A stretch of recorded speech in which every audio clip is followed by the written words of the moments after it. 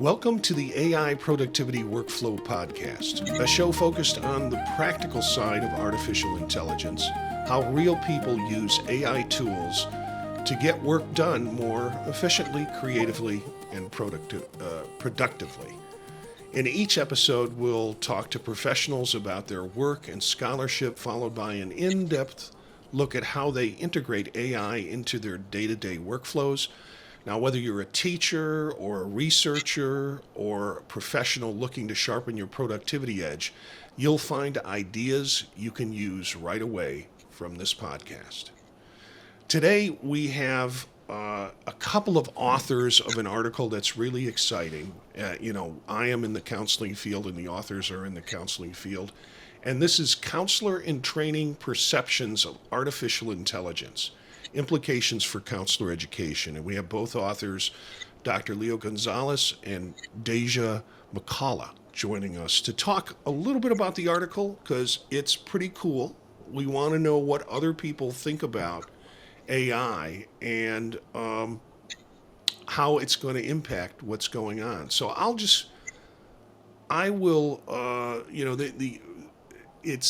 we're looking at how C.I.T see AI as clinical and educational support tool. Their insights offer guidance in counselor education. And I'd first like to get to know you as guests in terms of how did you get interested in AI? Yeah, thanks, Marty, for inviting us on here. So I would say my interest in AI really stemmed from my doctoral training, where I have to give credit to my advisor, Dr. Cass Dykman, who, in my opinion, was a front runner in this AI world. Early in my dissertation, he really introduced me to AI through his research methodology, and specifically using natural language processing, where I ultimately uh, completed my dissertation using natural language processing, where I analyzed music lyrics over a span of 30 years. So just sort of seeing how AI was able to uh, really help us develop some insights with vast amounts of data really inspired me and really just demonstrated how powerful AI is and how it could be in the future. I also will say there was a course where we had an advanced career counseling course where it was proposed to us how to envision counseling in the future when AI emerges. And for me, that really stood out as I think as a profession, we're really going to need to explore what does counseling look like moving forward. And I think a big motivation for this article was how do our students and our counselors in training perceive AI and how do they see that impacting the future of their profession and also the future of their training? So it was your experience that you had during your dissertation that then kind of heightened your interest in how does this fit into the field. Deja, do you have some comments about how you got pulled into this? Yeah, I was kind of unexpectedly thrown into the world of AI. My initial interest in the counseling field was mostly on like multicultural competencies and ethics in the field. And when Leo shared with me that he had already done and was doing research on AI and the implications of AI in counseling, I was immediately enthusiastic because as someone who's worked with clients who are using AI as like supplemental counselors and someone who incorporates AI into their own to help them in their own clinical practice, I was immediately interested in the implications of how AI, now that it's emerging and becoming, you know, more at the more integrated into the counseling field, I was interested in what the implications of that are. So yeah, kind of unexpectedly thrown in, but it's been super interesting learning about it so far. So I'll jump to the article and I'm going to put a little screenshot of it up here for people who are watching the video. This is in the Journal of Counselor Preparation and Supervision. It just came out. And it is the focus of that journal was on artificial intelligence in counseling. And here is your article. And you can find a link to this article.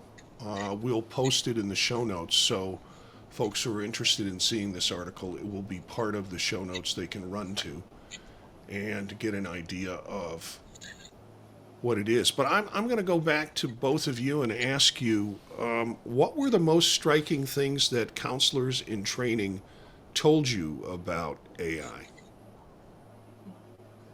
Yeah. I think when we look at this research, I think the most surprising piece was how pragmatic they were, right? Like they weren't in any of the opposite directions as we fully trust AI or we absolutely do not like AI. But there was a almost an essence in a lot of the findings that really highlight AI as this support, right? And for me, it's striking that we are already, and counselors in training are already viewing AI as a collaborative partner to enhance and augment rather than replace, right? So I think for me, the mindset is already there that counselors in training are recognizing that AI is here in this present. It's not in the future. We're here now, and they see it as a tool that is aimed at supporting and not replacing the task and techniques and things that they're doing. And I think the most important piece is the upholding of the true counseling foundation and the relational dynamics was I think was really striking. So there was that balance that was just really great to see as they envision AI in their professional roles. Were there any fears about AI that came out from the Oh study? yeah, Yeah, oh yeah. for sure. So I go ahead, Deja. I was gonna say, yeah, there were for sure fears that were came up, especially in terms of the ethics of counseling, ethics of using AI in counseling, especially for things like diagnostics, things, you know, for attending, emotional attending to clients and things like that. And so there were definitely concerns that came up, but there was overall more of a cautious optimism towards integrating AI into the field. It's just, I think we need to learn more about the pros and cons of integrating it into our practice. So, just to get practical, what kinds of things did they say works for this, maybe doesn't work for this? Yeah, I think a lot of the counselors in training really focus on these supports, right? And I think on the education front and as students, many of them highlighted the use of AI to support them in their actual technical training, uh, picking up concepts, helping them write essays, helping them with their educational tasks. On the clinical front, there was a tendency for them to really highlight how this can be a diagnostic aid. It can support with documentation, treatment planning, diagnostic reasoning.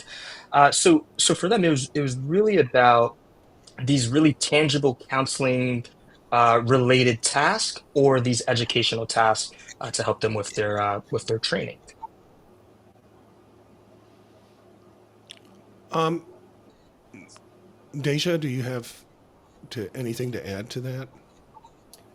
Yeah, I definitely mirror what Leo said. I think counselors mostly see AI as integrating into like learning, their learning process, counselor education, as well as their clinical training. However, I think that a lot of questions still remain around, you know, aiding in like things like diagnostics, aiding in, clinical evaluation. I think there's huge ethical concerns in that realm, but yeah. Yeah, I think AI has changed a lot in the last three Oh yeah. years in terms of its capabilities. And we're still hearing stories from something that happened 3 years ago that was problematic that probably wouldn't happen now, because people have gotten better at knowing how to use it, better at knowing how to check for it, and frankly, free models, you get what you pay for. You Yeah. can't basically do complicated stuff in free models with free models and not expect to have some problems along the way. So it begs to, I mean, the last time I gave a presentation was actually this summer, but prior to that, at a counseling conference, maybe last spring with at ACA, and I would venture there's still a lot of people in the audience who would say, "This is not right. This is scary stuff. We shouldn't be doing this. How do we protect client confidentiality?" There's a lot of folks I still think out there who have some anxiety or fears about its Yeah. use. And Leo, I think you're excited to talk about that. Yeah, absolutely. I think just kind of thinking about where do we go from here. And I think you hit it right on the head. And I think there's going to be a lot of emerging constructs that the counseling profession is going to need to explore a little bit. And I think you're right. This AI anxiety, I think we're gonna need to really dive deep and understand what that means. What is this construct for not only our counselors, but the clients that we serve, our counselors in training, right? We're entering, as we enter this age of AI, it makes sense that with all these emerging changes, there may be some anxiety and it's possible that this could potentially be an emerging clinical issue as well. Uh, and we think of like this AI anxiety, right, and what that might incorporate. And it might lead to, the fear of AI replacing my job, the fear of me not being able to upskill, right? So I think with AI anxiety, that there's a lot of future direction and research that we need to do. But what we can do at this moment, I think, is really develop some ethical frameworks, really upskill people in things like their AI literacy, uh, and really, I think with practice and application on the counselor ed front, we can really get our students to buy in and feel confident and really develop their self-efficacy to use AI in an ethical way. Yeah, I'm surprised that we haven't seen more direct application of the ACA guidelines, Yeah, which were pretty extensive and pretty meaningful. Now, I'm sure there are some things that need to be added to that or that impact that, but they're pretty comprehensive in terms of ethical use of AI. yeah, And it's just not permeating into the curriculum for people to consider that. I think we think we need to teach counselors, not computer analysts, in terms of yeah, that. Yeah. yeah. That's a great point. And like as we're talking about AI literacy, I think it's almost similar to how we teach like multicultural competence and multicultural Hmm. counseling, where I think sometimes we get in this sort of mindset where we have this multicultural counseling course, that's where it's done. Where in fact we need to embed it throughout the whole curriculum, right? So from an AI lens, right, if I'm teaching an ethics course, right? I can incorporate assignments, I can incorporate activities that focus on the ethics of AI. If I'm teaching a course in diagnostics, we can help our students apply uh, AI in the realm of diagnostics, right? So I think we need to do a better job as counselor educators and programs to really embedding these AI skills within each course so that there are specific counseling tasks that students can potentially use in the real world when they're working with clients. Yeah. Yeah, Also, the Deja. pull for something AI, like Leo said earlier, is AI is already here and it's already fully present in counseling. It's incorporated into our EMR systems. Students are using them, teachers are using them, clients are using them.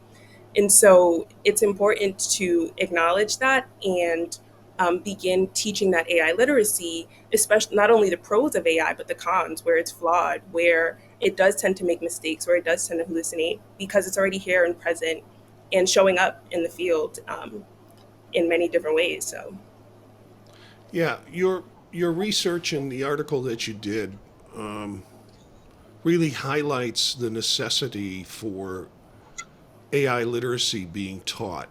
And yeah. I've learned that you can't give away something you don't have. So the issue is how do we incorporate that? And do you have any frameworks that would work that to incorporate AI literacy into a counseling program? Because it seems like we've got so much crammed into it right now. Yeah, I think you highlighted a good point, right? Like we're not training counselors to be technical computer programmers. We're teaching our counselors in training to be able to utilize and apply AI in an ethical way, right? So I think when we think of AI literacy, I think there's two major pieces that are involved. And one is can they use it for counseling tasks? And then I think the second part is there a there's the component of evaluation and reflection, right? So we have to teach our counselors in training the ability to critically evaluate AI outputs, right? To recognize things like bias, to recognize, right, are these outputs even accurate, right? So I think that's the other component to AI literacy that we need to really focus on. And then the last piece, I think, we need to tie it into counselor identity, right? How does the use of AI impact our counselor identity? And what does that mean for our profession moving forward? Deja, you're doing some current work on, as you mentioned, on algorithmic bias, and I think Leo alluded to that in terms of helping students understand the bias that AI has. Tell us a little bit more about that.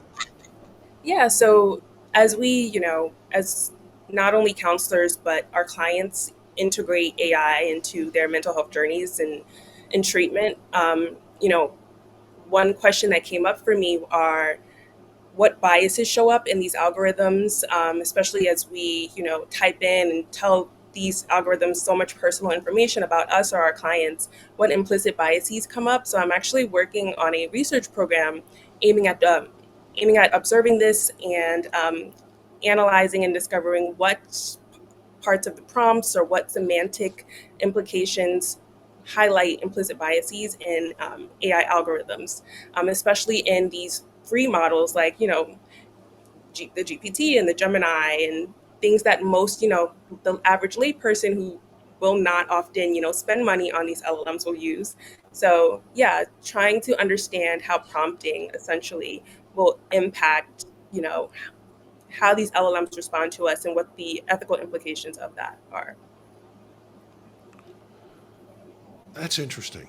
That is interesting. And I since I'm all in on AI, I pay for the models that I have. Now I'm looking at models that I can just run on my machine and not actually have to access external sources, which is a big concern for Yeah. confidentiality and privacy of information. And many users don't know that you can switch that off in GPT, where you can go into the settings and say, no, I don't want my stuff to be used for models. But I beg it begs the question I have: what kinds of classroom or simulation activities might help future counselors? Things that you can do in the classroom to develop healthy, reflective AI use. Yeah, that's a great question.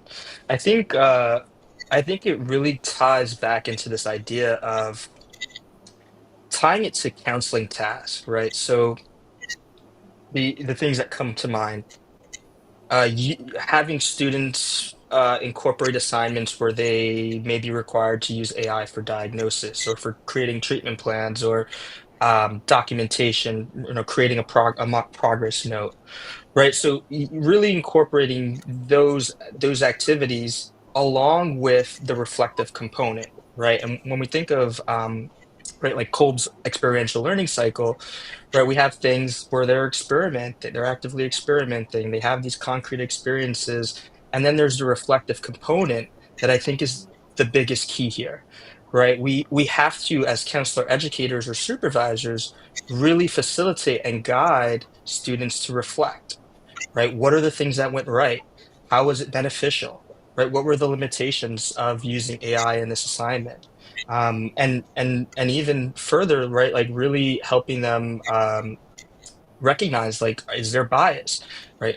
Are there errors in these AI outputs? So really kind of connecting these experiences, structured experiences, with structured reflection and evaluation, I think is really the key.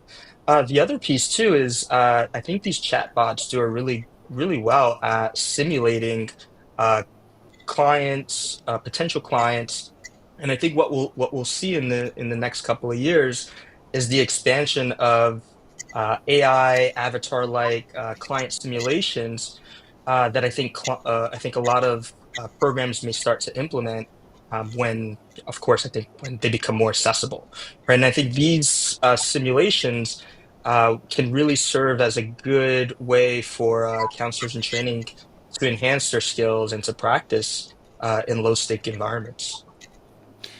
Yeah, I mentioned on a previous episode Replica. Are you familiar with that Yeah. app? Where Oh, yeah. you can create your own interactive chat with a person or a not a person but an avatar that Oh, will yeah. allow you to interact with them at all sorts of levels. And I'm fascinated. I mean, you can do that to a degree with LLMs, but I'm not aware of services that are available where I could put in a client protocol and then practice interacting with a an avatar doing that. I presume I could do that easily with an LLM by giving a protocol, giving some documentation to support what the protocol is, and then starting to have a conversational chat, or have a student have a conversational chat with that client or that fake client. Um, I know I teach psychopathology occasionally, Yeah. and one of the ideas I heard for that was give the diagnosis, have the students look up the diagnosis and come up with their protocol, and then have them type that same diagnosis into a free chat LLM Mhm. and see what comes out and where they might have missed nuance as a kind of classroom activity to engage them around that Yeah. learning piece. Yeah. Yeah, absolutely. And I think that ties back into that reflective component where they're using this AI tool to think critically, right? And Mm-hmm. to deepen their knowledge of psychopathology and the DSM. Deja, do you have more to add? Yeah, and I definitely think that things like prompt experiments, things like going into the settings, seeing the different functionalities of various different LLMs, and truly having a comprehensive understanding of how these LLMs can help and where they're both beneficial is super important. And being able to integrate that into the classroom and really dive deep into these LLMs and their functionalities would be super helpful in the education setting. Okay, so I'm going to ask the question, and hopefully we'll get some ideas from both of you, but it is the question. And what I hope to do is take your response, run it through a LLM, and break it down into steps. So it Yeah. could be a repeatable thing and then put those steps in the show notes. So, along with your article link and along with with links to the show, but hopefully this will give you users something that they can do step by step. So both of you work across teaching, research, and practice. What's one personal AI hack or workflow that you regularly use to save time? Ooh. I know one thing I personally done was integrated LLMs into helping me create templates, which helps, especially with like note taking, creating templates that I can adjust for different diagnoses, so on and so forth. So that would be my main recommendation about like the clinical usefulness of LLMs. Okay, so break it down a little bit because you went from 0 to 100. How do you go about doing that with Yeah. templates or creating templates? What's the first thing you do? And then the second and the So I third. would I would say I would first start with maybe some templates or some bare bones case notes that I've used and say, help me um, adjust this to create a template um, that is generalizable to clients with this specific diagnosis. And then I'll go in and talk back and forth with an LLM to clean it up until it looks like something I would want to use in my charts consistently. And then I would take those templates and create like maybe a master document and like a Google Doc, um, and have a large list of different types of templates for myself.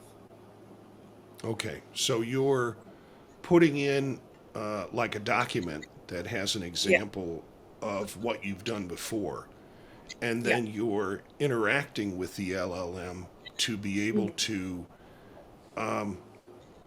get it to correct whatever you want first in the template, and then Mhm. asking to apply it to a different uh, disorder or a different need for what you have. Yeah, yeah. For Okay, like generalized anxiety disorder, I get it to, create a nice, clean template for me, or like a major depressive disorder, things like that. cool. Leo? Hmm. Yeah. So for me, I think my hack is I think like for me, I think prompting is the most powerful tool that we can use with generative AI. So I think really understanding that, and I would encourage people to develop like a prompt library and really understanding like how to generate prompts.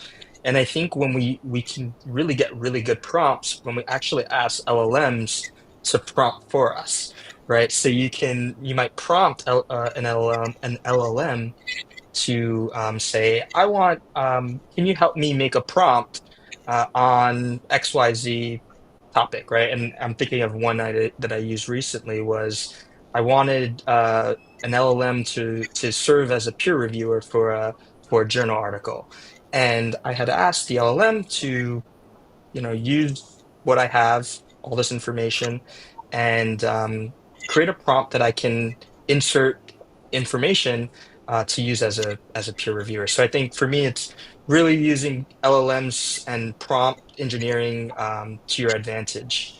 And just the website that I use too is there's a really neat website. It's called lmarena.com, .ai, where they sort of blind the LLMs, and as you sort of type what you put an input in, the website will actually ask you which LLM which output you prefer.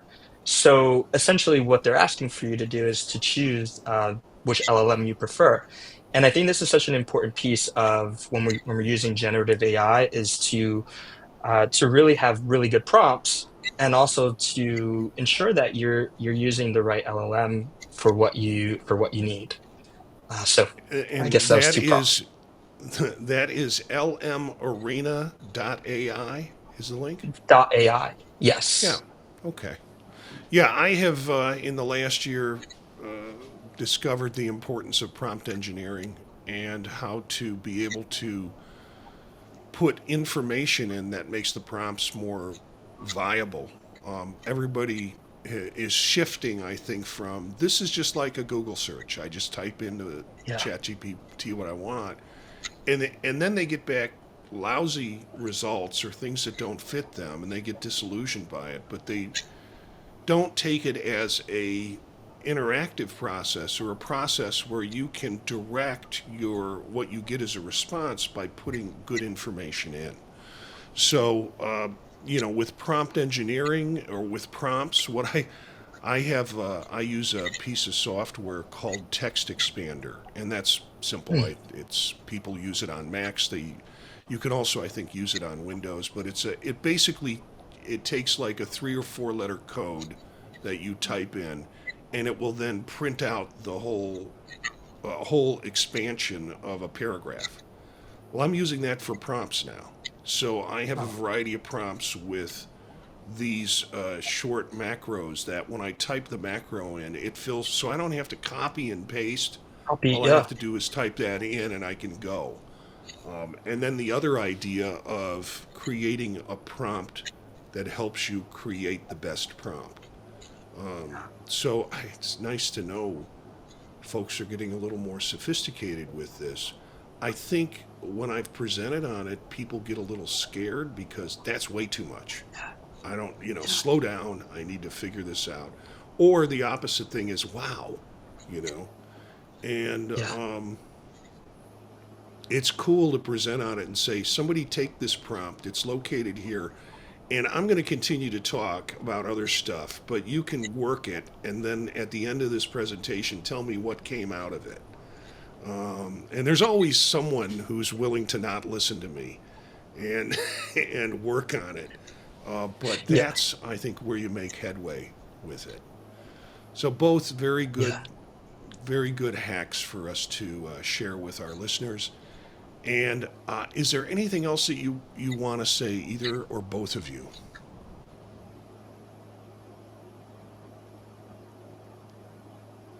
I'm not catching it. Deja? Um, I guess on my end, I would say a personal reflection on the integration of like AI into the counseling field and counselor education is similar to the outcome of the article is approach it with a cautious optimism. AI integration has so much potential within the fields. Remembering that AI can be a great tool and enhancement to like the efficiency and the efficacy of us as counselors um, is good to have, but also be cautious as well. Remember to question LLMs. Remember to question these tools. But yeah, always be optimistic. I think the potential for it is great. Leo, do you have anything to add? Yeah, I think we as a profession need to really embrace this AI movement, and I think we need to really and do some more research on this topic. And I think it's important, especially with things like AI literacy, AI anxiety, even some longitudinal studies to see how AI, um, or like how AI is even changing over time. And yeah, I think we just really need to embrace it as a as a profession. Okay, well, I do want to mention the article again one more time. Of course, for folks who are listening or viewing this, it'll be in the show notes, so you can have a link to the article. It is in volume 19, number 3 of the Journal of Counselor Preparation and Supervision, and it just recently came out. Counselor in Training Perceptions of Artificial Intelligence Implications for Counselor Education. Dr. Leo Gonzalez and Dr. Deja McCalla, No, just masters. Working towards a doctor. working Future towards a doctor. doctorate. That's right. Well, I give you my blessing to be to already use the letters, but I Yeah. wanted to be careful about that. So I'm glad you're working towards that, and you're. It's interesting for me when you talked about my interest was really in multicultural and that how that gets incorporated in terms of competencies, and then you find something. Doesn't mean you've lost that interest. It just means you found something else that you're getting excited about and doing some really good work with. So look for that article, Counselor in Training Perceptions of Artificial Intelligence Implications for Counselor Education. I want to thank my two guests today, and glad that you joined us. I think this was a good article to hit off early on because it's kind of that survey article about people's attitudes with the use of AI. And that's very cool. You can watch and subscribe to AI Productivity Workflow on YouTube at youtube.com/@ AI Productivity Workflow, all one word. Listen to us on Spotify, Apple Podcasts, and all major platforms. You can learn more about this and other projects that I do on thepodtalk.net, and you can contact us at thepodtalknetwork@gmail.com. If you would like to join in on the conversation or be part of an episode, we'd be happy to have you there. Until next time, keep experimenting, stay productive, and let AI work for you.